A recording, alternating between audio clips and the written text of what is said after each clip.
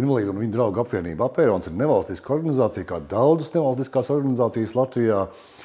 Mūsu īpatnība ir tā, ka mūsu organizācijā apvienojās cilvēki ar un bez invaliditātes, bet ar tādu domu, kā uzlabot šo jomu, kā palīdzēt cilvēkiem ar invaliditāti iekļauties sabiedrībā, dzīvot sabiedrībā. Apvienībā Apērons mēs piedāvājam vairākus sociālos pakalpojumus, un ir tādas pakalpojumus, kuros cilvēki ar invaliditāti var iegūt kaut kādu jaunu praksi, zināšanas, prasmes, iemaņas.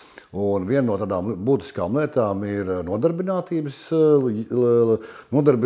jautājumu risināšana. Mēs palīdzam iekārtoties darbā, mēs uzrunājam darba devējus, dodamies pie viņiem ekskursijās, aprunājamies, iesakam, kādā veidā vajadzētu aprīkot darba vietu, lai cilvēki ar dažādu veidu invaliditāti varētu strādāt kādus darbus kādā uzņēmumā.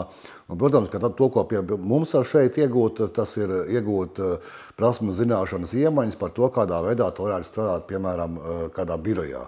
Tas nozīmē to, ka darbs ar biroja tehniku, skanēšana, printēšana, dokumentu formatēšana, dažādas programmas, kuras tev ir jāizmanto, lai tu varētu birojā iekļauties kolektīvā un veikt veiksmīgi arī tos uzdevumus, kas tev ir jādara. Un tās, man liekas, ka ir svarīgas lietas. Tāpat laikā mēs ļoti lielu uzmanību pievēršam arī tam, kādā veidā tev arī vajadzētu uzvesties kolektīvā. Ko nozīmē cilvēkam, kurš nekad nav strādājis, ko nozīmē tas, ka tev katru rītu ir jāceļās, jādodās uz darbu, ir konkrēti uzdevumi, kas ir jāpaveic. Un tā, man liekas, ka arī ir lieta, kas ir jāiemācās. Sevišķi cilvēkiem ar intelektuālās attīstības traucējumiem, kuriem bieži vien iepriekšējās darba pieredzes vispār kā tādas nav. Un tad mums ir vairāk atbalsta pakalpojumu ģimenēm, kurās ir bērni ar invaliditāti, un tās ir atbalsta personas, tautā sauktas auklītes bieži vien, un noteiktu stundu skaitu, piemēram, Rīgas doma sedz, lai varētu ģimenes izrauties, lai vecāki varētu strādāt, aiziet kaut kur, kur viņi vēlās, uzlabot savas attiecības, pavadīt kopā laiku. Un šajā laikā mājās pieskata atbalsta personu šo bērnu, un mēs esam tie, kas arī palīdz nodrošināt šādu auklītes pakalpojumu. Lai saņemtu šos pakalpojumus, ļoti vienkārši jādodas pie sociālā darbinieka, un sociālais darbinieks nosūta gan uz nodarbinātības pakalpojumu, gan arī uz atbalsta personas pakalpojumu, ja jums ir ģimenē bērns, kuram ir invaliditāte. Apvienībā Apērons mēs realizējam arī dažādus projektus, kas mums liekas ir interesanti, un tādas idejas, kuras man liekas, ka ir aktuāls. Viena no lietām, kuru mēs pēdējā laikā esam izveidojuši, ir tehnoloģija telpa jauniešiem bērniem ar autiskā spektra traucējumiem. Un te mēs esam mēģinājuši apkopot to labo praksi, kādā veidā ar tehnoloģiju palīdzību var autismu bērniem palīdzēt vai iedrošināt viņus uz kaut ko, vai arī atklāt kādus īpašus talantus. Un mūsu tehnoloģiju telpā mēs esam izveidojuši tādas robota programmēšanas lietas, tie ir līdzīgi Lego kluči, bet viņi ir programmējami. Tādi, ja mēs izveidojam no Lego klucīšiem mašīnu, mēs viņu varam pieslēgt pie motora un viņi brauc. Ir arī vairākas citas tādas programmēšanas lietas, kuras palīdz apgūt to fizikas dažādas pamatlietas, kinētika, gaismas, vēl kaut kas, kas kopā atkal veido kaut kādu labu, kustību vai veidu, kā var savādāk pateikt lietas, ja tev tiešām autiskā spektra traucējuma dēļ tu vienkārši nevari pateikt kaut ko varbūt tās. Jā, un esam ievērojuši to, ka darbojoties ar šīm programmēšanas lietām, bērni daudz atklājās savādākā veidā un daudz savādāk un labāk saprot. Un tāpat laikā mēs arī mēģinām šo mākslas virzienu attīstīt, un mums ir arī tādas planšetes, kur tu vari diezgan smalki zīmēt, veidot mākslas darbus. Un tas, kam mēs pievērsām uzmanību, ir tas, ka nevis kaut ko iedod, lai tev būtu kaut kas, lai tu nodarbotos, bet lai tās ierīces, kuras mēs bērniem, jauniešiem dodam, lai viņas ir tiešām kvalitatīvas profesionāls. Un tas nozīmē to, ka ar profesionālām ierīcēm darbojoties, arī tie mākslas darbi kļūst interesantāki, labāki, foršāki, uztveramāki un daudz vienkāršāk arī paveikt to darbiņu, ko mēs esam, kā teikt, uzticējuši. Tā kā jā, šīs tehnoloģija telpa, man liekas, ka atkal tāda laba iniciatīva, kura varētu būt ne tikai Rīgā, te uz vietas, bet kuru varētu attīstīt arī Latvijā citās vietās, kur bērniem ļautu izmēģināt lietas, kas varbūt ikdienā nav pieejamas.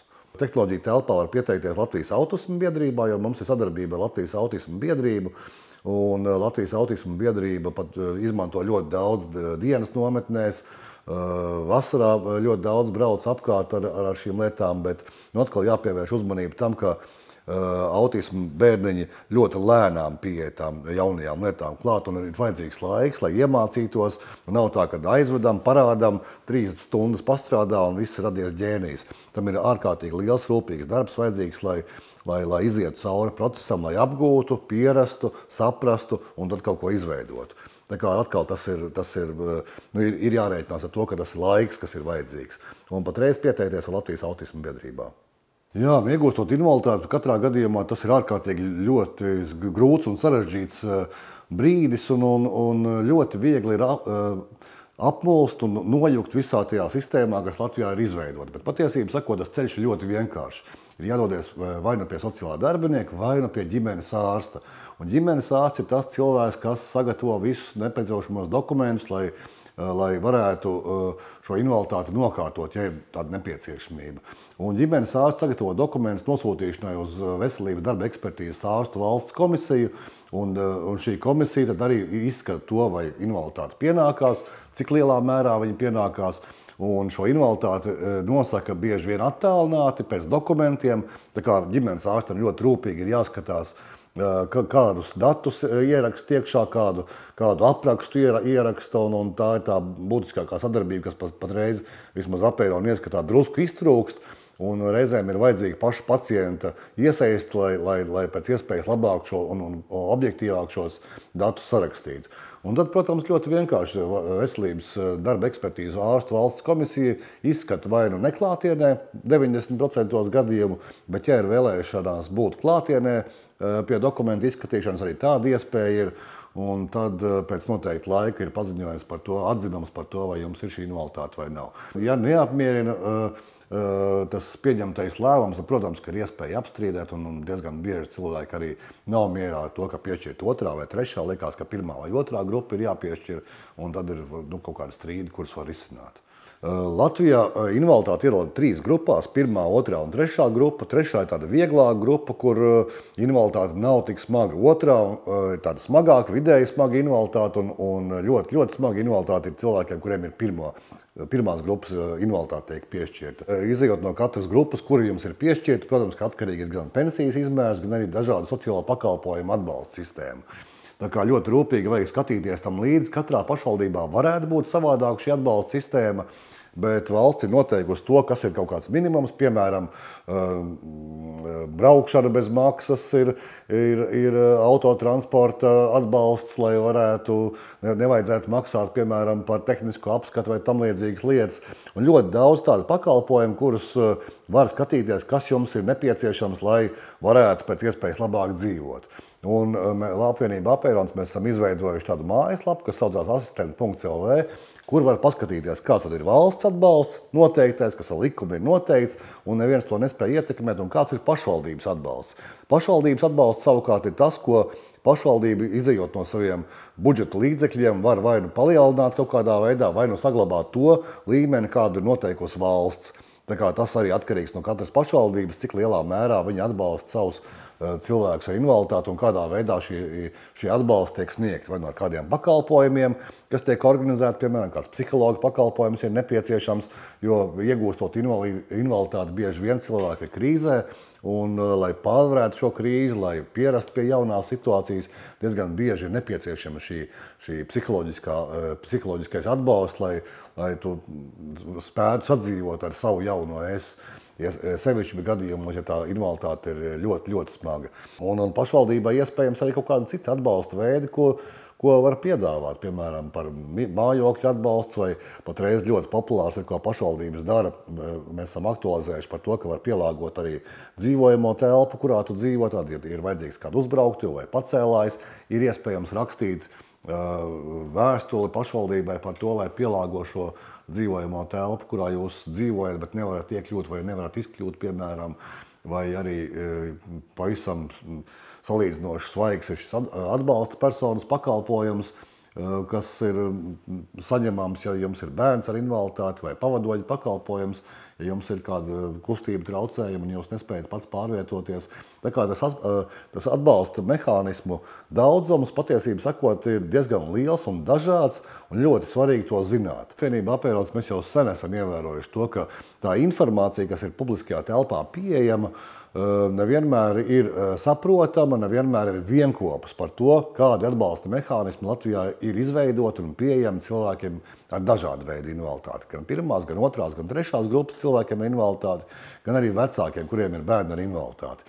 Un tad mums dzima šī brīnišķīgā ideja par to, ka izveidot mājaslapu, kurā šie atbalsta mehānismi visi ir apkopoti. Un mājaslapā asistenti.lv ir pieejams vairākas sadaļas, kas, man liekas, ka katram varētu noderēt. Pirmā sadaļa ir tā, ka ir iespējams atrast cilvēku, kurš bijis kādreiz līdzīgā situācijā un spēja palīdzēt līdzcilvēkiem, un tos mēs saucam par sociālajiem mentoriem. Par cilvēku, kurš tev roku rokā ar tevi iziet cauri kaut kādām sociālajiem džungļiem un parāda to taku, pa kuru tev ir jāiet, lai tev nav lieli sarežģījumi dzīvē un lai tu neapmulstu kaut kur un zinātu, kādu pareizi uzrakstīt vēstuli vai veidlapu, kā pareizi aizpildīt, vai uz kurienu doties, lai saņemtu vienu vai otru atbalstu. Otra lieta, kas man liekas, ka ir ļoti laba, ir sludinājuma dēles, kurā var ierakstīt savu vajadzību pēc kāda sociālā vai personiskā asistenta.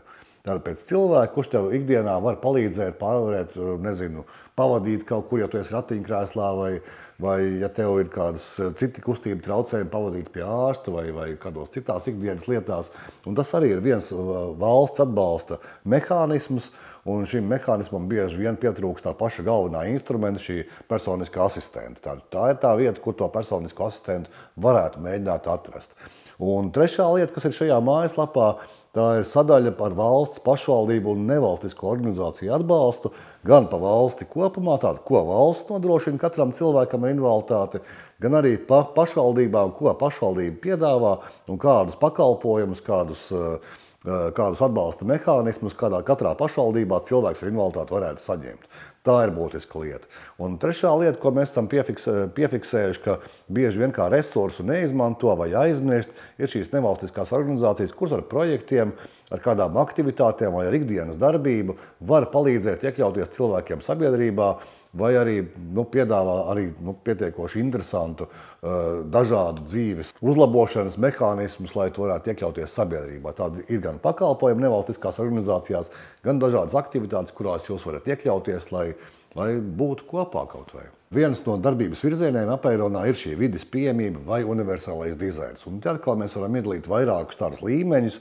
Un tas viens līmenis ir tas, ka tā publiskajā telpā, kurā jūs dzīvojat, pašvaldība vai kāda apdzīvota vieta, skaidrs, ka tām sabiedriskajām ēkām, kuras ir šajā apdzīvotajā vietā, viņām vajadzētu būt pieejamam. Tas ir pasts, veikals, sociālais dienests, vēl kāda iestāde, kurā tev vajag nokļūt. Un katram cilvēkam ir tiesības līdzvērtīgi pārējiem šīs iestādes izmantot, un to nosaka likums, ka cilvēkam neatkarīgi un pastāvīgi ir jāizmanto to publisko vietu funkcijas, kuras kaut kur blakus atrodas. Ja kāda iestāde jūsu apvidū vai vietā, kurā jūs dzīvojat, nav pieejama, jums ir iespēja rakstīt uz ekonomikas ministriju, pašvaldībai vietējai rakstīt vai uz to institūciju, piemēram, vai uz to nodarbinātības valsts aģentūru, ja tā nav pieejama, vai valsts sociālās apdrošināšanas aģentūra, vai ģimenes ārsts, vai vēl kāda iestāde, kas ir jums ļoti nepieciešama, bet jūs viņā nevarat iekļūt, tad tā ir tā jūsu tiesība patstāvīgi un neatkarīgi šo izmantot. Un valstī ir pienākums nodrošināt šo pieejamību kā tādu. Un otra lieta šajā pieejamībā ir tas, ka ir ļoti svarīgi, lai arī jūsu pašu māja būtu pieejama un pareizi aprīkot. Un šeit es gribētu uzsvērt to, ka pareizi aprīkotai. Jo bieži vien mēs esam saskārušies situācijām, kur it kā viss ir un salikti roki tur ir un durvis drusku platāks uztaisītas, bet tur ar elektriskiem ratiņkrēslu, ar elektrisko ratiņkrēslu tu nevar izbraukt tām durvīm cauri, tāpēc, ka viņš ir drusku pa šauru, vai roka to ir novietot tā, ka viņi nav izmantojami jēgpilni. Un tā ir vēl viena lieta, kas patreiz nāk Latvijā iekšā, ka tās vides pieejamības risinājumiem ir jābūt jēgpilniem un izmantojamiem. Tā kā ļoti svarīgi ir arī nevis vienkārši paļauties uz kādu firmu, kas atnāk un uzliek, bet atkal uzjautāt cilvēkiem, kas ar šādām lietām ikdienā nodarbojās. Tie ir ergoterapeiti, un, protams, ka arī apvienība Apeirons mēs labprāt palīdzam un cilvēkiem izstāstam, kādas ir tās nianses, kā vide var palīdzēt tev kļūt pastāvīgākam. Apvienība Apeirons mēs ļoti daudz nodarbojamies ar katrā mūsu prioritātei. Mums ir vairāki projekti katru gadu, un mēs mēģinām prioritātes jomā kaut ko darīt. Piemēram, interešu aizstāvībā mēs bieži vien dodamies uz dažādām darba grupām, uz konsultatīvām padomēm vai nākam ar kaut kādām jaunām iniciatīvām, kas cilvēkiem ar invaliditāti ir svarīgs. Kā arī risinām, piemēram, jautājumus, kas ir tādi sasāpējuši un kurus pats cilvēks nevar atrisināt, vai tā būtu kāda juridiska palīdzība, vai tāda sociālie džungļi, kuriem cauri nevar izspraukties. Un tad arī ar kolēģiem kopā mēģinām atrast šos labākos risinājumus. Vai arī tās ir kaut kādas jaunas iniciatīvas, kas ir parādījušās, piemēram, informācijas tehnoloģiju jomā. Kā informācijas tehnoloģijas var palīdzēt, kā dažādas aplikācijas, kas ir pasaulē plaši izmantojamas un pieejamas, kā tās var palīdzēt. Un tā ir tāda atsevišķa saruna, kur droši vien varētu runāt. Un mums ir ārkārtīgi daudz dažādu ikdienas aktivitāšu, kurās cilvēki var iekļauties. Tāpat kā ikvienā nevalstiskā organizācijā, arī mums ir vajadzīgi brīvprātīgie, mums ir brīvprātīgie. Un mūsu brīvprātīgie dodas vides pieejamības apsekojumos, organizē dažādas apmācības, kurās mēs izglītojam profesionāļus vai pakalpojumu sniedzējus vai apkārtējo sabiedrību par to, kā cilvēki ar invaliditāti dzīvo un kas būtu jāņem vērā normālā sabiedrībā, kopā dzīvojot skolā, mācoties, esot darbā vai vienkārši esot sabiedrībā kā tādā. Un tās aktivitātes, kurās nevalstiskās organizācijas cilvēkus aicina, un tā, man liekas, ir ārkārtīgi laba lieta. No apvienības Apeirons pēdējiem projektiem mēs varētu minēt tādu, kā mums bija ļoti brīnišķīgs projekts, kur mēs braucām apkārt pa Latviju un veidojām ar tādu no tādām drēbu lentītēm mēs veidojām mākslas darbus, un 3 mākslas darbi mums tapa. Vienu uzdāvinājām Latvijas valsts prezidentam, vienu ministru prezidentam un viens labklājības ministrijā stāv. Un tā atkal ir aktivitāte, kur viens brīvprātīgais atnāca ar ideju, kad es gribu kaut ko darīt, un uz šīs idejas pamata arī izveidojām projektu. Un man liekas, ka tā ir tāda laba iniciatīva, kuru mēs kopā varējām izveidot. Protams, ka sabiedrība attīstās, un ja pirms 10, 20 gadiem uz cilvēku ratiņkrēslā atskatījās un domāja, kas tāds ir un tāda nebija redzēta un nezināja, ko ar viņiem darīt, tad šodien droši vien ir tā situācija izveidojusies tāda, ka šie cilvēki strādā, ja viņi vēlas strādāt, un tās ir viņu tiesības neapšaubāmi, un mēs sabiedrībā jau esam pieraduši pie tā, ka ir cilvēki ratiņkrēslā. Bet mēs ļoti pamazām un lēnām attīstamies. Mēs esam ļoti aizdomīgi sabiedrībā joprojām uz cilvēkiem, kuri runā zīmju valodā, jo tā ir tāda nesaprotama, nezināma un nav daudz informatīvu kampaņu, kurās mēs runātu par to, ko nozīmē zīmju valoda un kā viņu saprast vai kā ar viņiem sadzīvot. Uz lapiņas jāraksta vai jābļauj skaļāk, vai šie cilvēki no lūpām visu nolasa vai kā vispār varētu komunicēt. Par cilvēkiem ar redzes vai traucējumiem vai neredzīgiem cilvēkiem arī mēs īsti nezinām sabiedrībā, kā palīdzēt vai labāk izlikties neredzam viņus vai kā rīkoties, ja tāds cilvēks lūdz mums palīdzību. Tā ir liela problēma. Bet pamazām mēs attīstamies. Bet lielākā problēma patreiz ir ar cilvēkiem, kuriem ir intelektuālās attīstības traucējumi.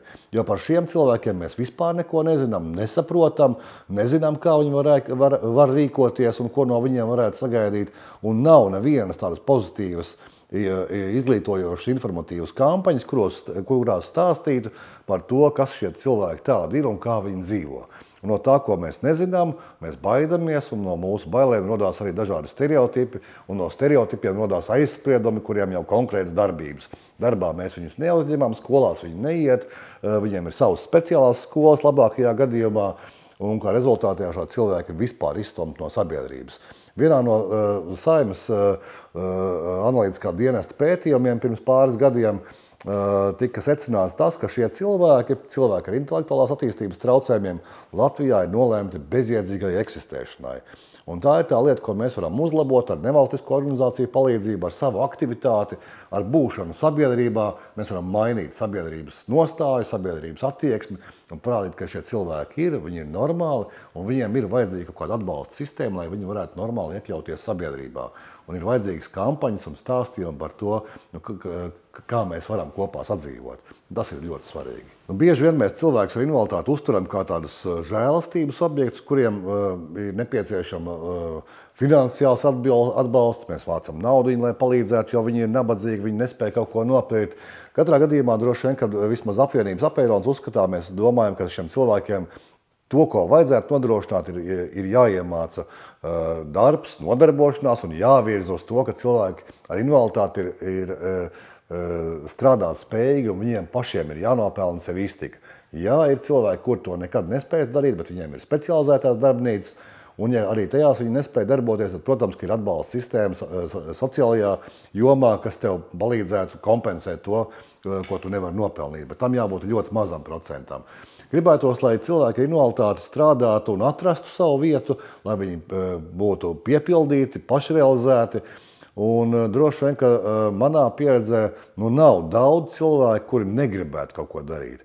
Ir drusku vajadzīgs atbalsts no valsts, no pašvaldību puses, no sociālā darbinieku puses, lai cilvēki atrastu to savu īpašo vietu dzīvē un būtu laimīgi, priecīgi un apmierināti.